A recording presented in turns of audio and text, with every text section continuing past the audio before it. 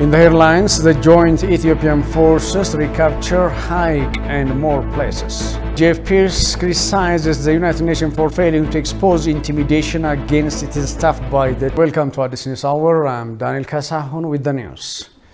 The gallant Ethiopian Defense Forces have recaptured the town of Haik, Bisima, Bismole and Wichali from the grip of the terrorist TPLF. The combined Ethiopian army consisting the National Defense Force, the Amhara Fano, the militia, the special forces have also recaptured Alamamba, Goshumeda and Magdala. The Ethiopian army is advancing towards Mersa, effectively choking the retreating TPLF between Mersa and Waldia. President Sahle-Work Zewde underscored the importance of homegrown solutions to the problems Ethiopia is facing.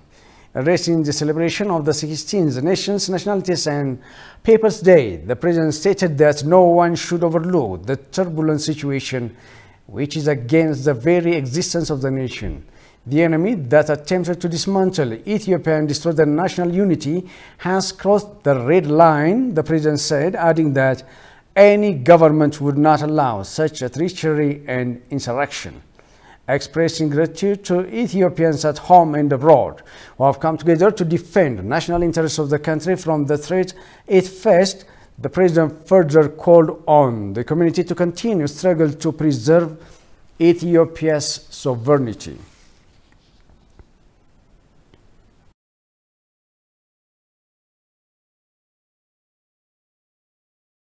An Ethiopian minister hailed Commander-in-Chief Abiy Ahmed's achievement at the battlefront as exemplary and an expression of patriotism.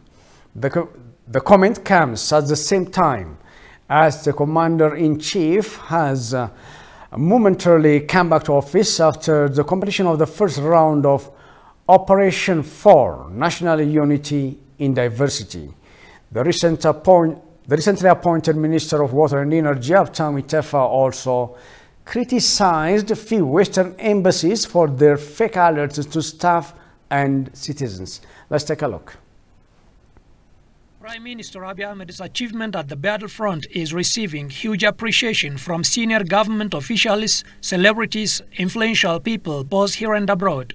As Abiy Ahmed has come back Wednesday to office following the successful completion of the first phase of Operation for National Unity in Diversity, many have extended acclamations for the Premier's gallantry. Ethiopian Minister of Water and Energy Habtamu Ittefa told ETV English that he is proud for being part of Prime Minister Abiy Ahmed's team. The minister also congratulated Ethiopians and their Commander-in-Chief Abiy Ahmed on the achievements so far. He defeated the agents of such kind of enemies. So they have no way really to hurt Ethiopia in the way that they could think.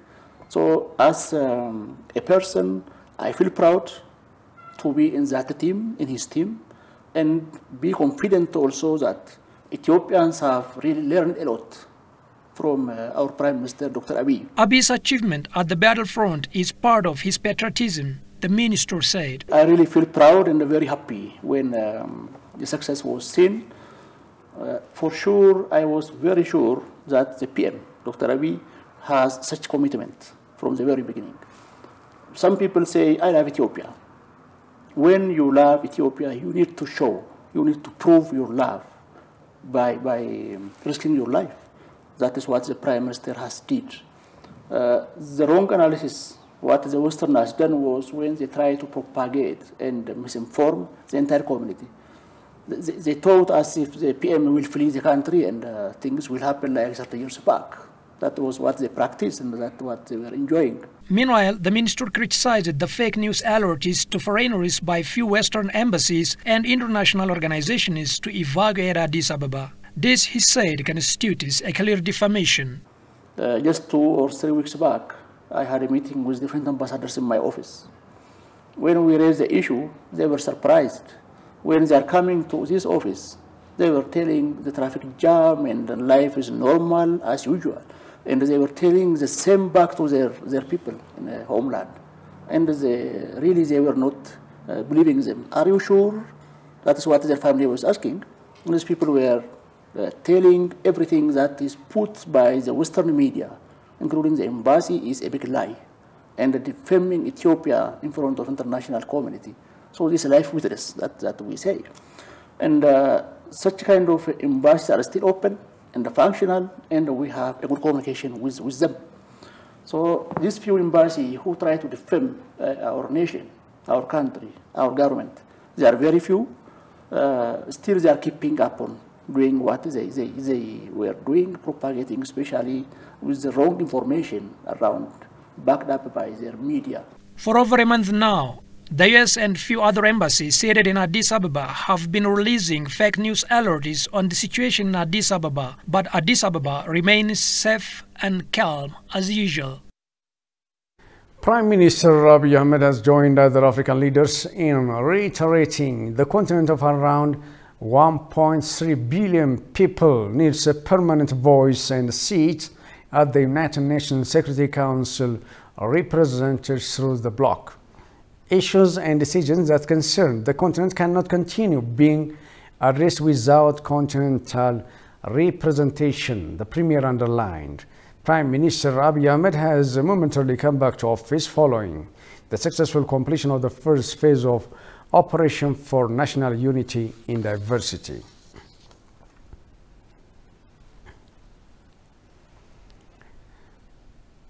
The Ethiopian Human Rights Commission disclosed that early evidence collected by the Commission shows that the TPLF gangs have committed genocide in the state of Amhara and Afar. The Commission is investigating rights violations in the two states after the TPLF withdrew from vast areas state-controlled in Afar and Amhara following an array of federal and regional army assaults. Despite not yet finalized, the findings show clear evidence of genocide. Daniel Bekele, the commissioner, said this in an interview with ETV. Let's take a look. The aftermath of TPLF's massive retreat from Afar and Amhara following Federal Army onslaught reveals shocking evidence of looting, destruction and genocide. Talking to TV English, Commissioner of the Ethiopian Human Rights Commission, Daniel Bekele, said investigation is in progress to identify human rights violation in the state of Amhara and Afar. We have ongoing investigation on more areas, and particularly with the recent developments of TPLF forces being pushed out of several of the areas in Afar and Amhara region. We will continue with more comprehensive investigation, documentation and reporting of the overall human rights situation in the context of the conflict. According to the early evidence collected by the Commission, some serious atrocities, human rights violations as well as crime against humanity have been identified. Some of the information and evidences we have received so far indicate some serious violations and abuses, some serious crimes that happened in the context of this conflict, but overall findings and conclusions will have to wait the completion of the investigation work. According to Daniel, the Commission is discharging its responsibility impartially based on the international values and norms.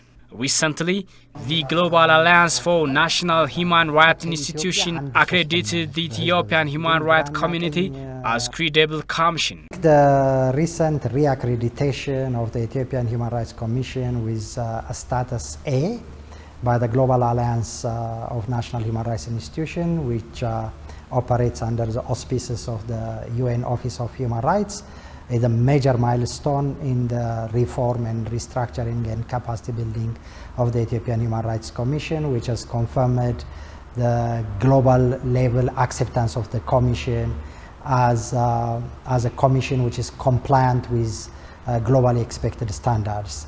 The Ethiopian Human Rights Commission in its many years of history had either no status or it had a B status for many years.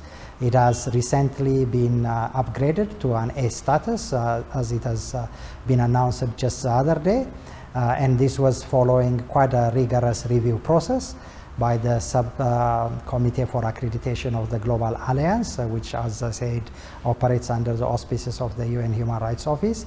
And this is really testament to the global recognition of the Ethiopian Human Rights Commission as being compliant with global standards. So in the context of the conflict in the northern part of Ethiopia,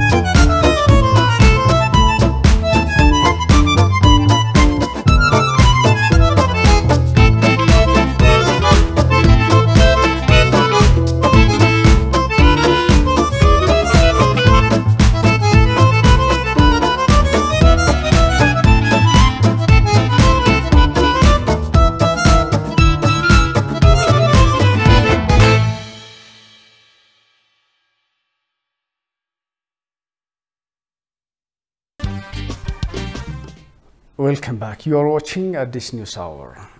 Journalist and historian Jeff Pierce criticized the United Nations for repeatedly failing to publicize TPLF's looting and abusing of United Nations staff. He also said United Nations staff members were reportedly intimidated and harassed by the TPLF terrorists, while this was conveniently ignored by the global body. For more of the news, Goshu Malso. Journalist and historian Jeff Pierce is known for exposing misinformation and disinformation by Western media outlets, the US and some other Western lobbyists and policymakers. The UN is busy accusing the Ethiopian government, while the reality that the TPLF committed grave atrocities on innocent civilians in the areas where it invaded. The TPLF forces looted warehouses in Amhara and Afar states, but the UN opted to remain silent. In a recent joint operation, the TPLF is being vanquished and many areas are liberated. The terrorist group's leaders are spreading lies that this was a planned withdrawal. A leaked internal UN security update from Monday, December 6 paints a very different picture of the TPLF simulating retreat from the sea in Cambodia than the one Getachew Reda is trying to sell online. And it also raises the question again of how long the UN will hide specific details of the TPLF abusing its staff and looting its supplies. TPLF's Getachew Reda tried to put a brave face on his forces pullout by tweeting on December 6, "We left North Showa, Cambodia and Desi as part of our plan. There was no organized unit to liberate these towns and the residents know it and Abiy's generals know it. Things are going according to our plan. The rest is just circus." The UN's daily security update offers a different picture, though its incidents are rattled off in a peculiar list out of chronological order as if events are seemingly unconnected. One can draw the inference of what unfolded as the TPLF rushed to evacuate. On Saturday, December 4, it was reported that an unknown amount of food continued to be looted from the UN and Ingo warehouse in Cambodia town in South Wollo zone. Continued is an interesting choice of word, and it's also notable that no perpetrator is identified. But the same day, UN staff members were reportedly intimidated and harassed by TPLF forces at one of the WFP warehouse in Cambodia town of South Wollo zone. By Monday, when Getachew Reda boasted how things were going according to the TPLF's plan, the UN Department of State and Security was telling its staff that on Sunday, UN staff members were reportedly intimidated and harassed by TPLF troops in the UN compound in the state town of South Wollo zone. The TPLF troops were reportedly requesting to take the UN vehicles for the troops' evacuation. However, they did not take the vehicle. As for Getacheo's claim over what the residents of Deste know about liberation, even the UN acknowledged after government forces retook the town, celebrations were reported in the streets. The UN criticizes Ethiopia but not publishing blatant crimes committed against its own staff and resources by the TPLF. Jeff asks why the UN continues to play this double game of cooperating with the TPLF and even sacrificing its staff to assaults and detention. The diaspora communities are reacting to the call being made to the expats to return home in the coming Ethiopian Christmas. They are also hailing the hashtag No More movement, which is currently gaining popularity across the continent and beyond. The founder of the Ethiopian Institute for Economic Justice and academic advisor at Lake Community College, Okono Cham, is one of them. Kazanjani has the details. A founder of the Ethiopian Institute for Economic Justice and academic advisor at Lake Community College, Ethiopian Cham, is one of the Ethio-Americans advocating Ethiopia. He spent some time with the TV highlighting his views on some of the current issues unfolding in Ethiopia. One of the issues was the recent call extended to the diaspora community to come home and show solidarity with their compatriots in Ethiopia. He says the call is both timely and relevant. I think that is the right call in the right time. I think this is a time that we need to mobilize ourselves, whoever able to, and to head home at this time and be able to support in rebuilding the country after so much damage has been done and loss of life, and also economics being going down so fast.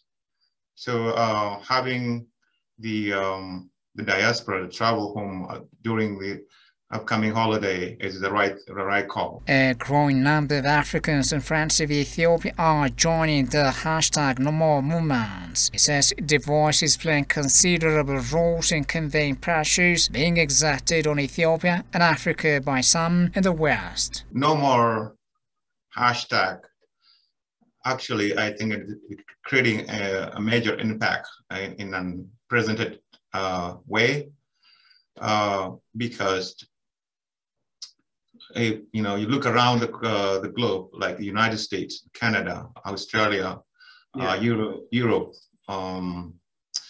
to South Africa. It is something that people now learning to understand what is happening in Ethiopia. What is No More about?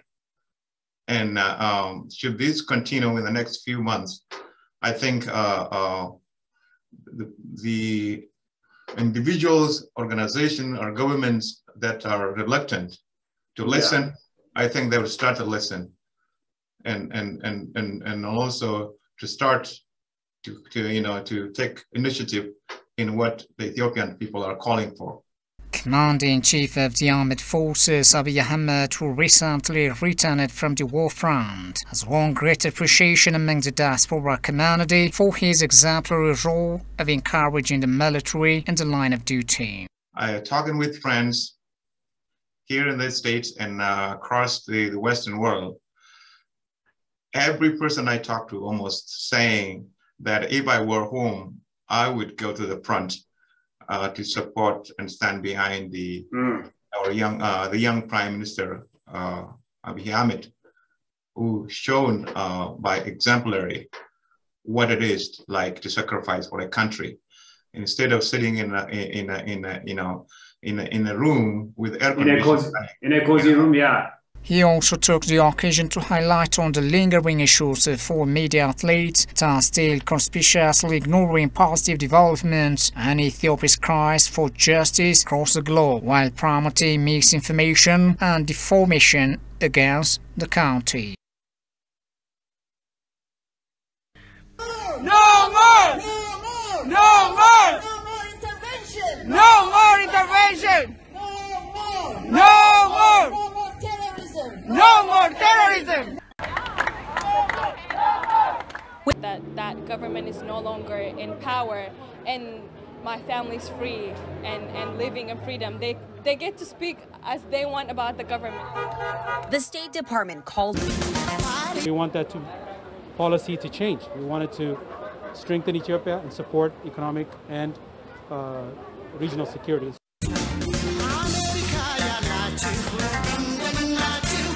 They get support from US actually.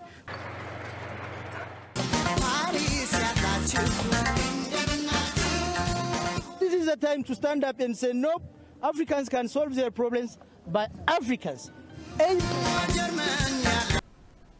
And finally, in his open letter to President Joe Biden, a former congressional candidate Ted Alamayo urges the former to request the African continent to an apology for the role the American government played during awful times in history. The ex-congressional candidate highlighted in his letter that President Biden should tell Africa and her children what the United States government did during the transatlantic slave trade era was wrong and acknowledge such to the continent. During the 16th through 19th centuries, millions of Africans were kidnapped and forced into slavery in the American colonies and eventually American states. He reminded that erroneous African sacrifice also creates generational wealth that still exists in the United States today. He pointed out. Ted stressed that President Biden has an opportunity to do that with the African continent by issuing an apology. He said Africa deserved an apology and had been way overdue.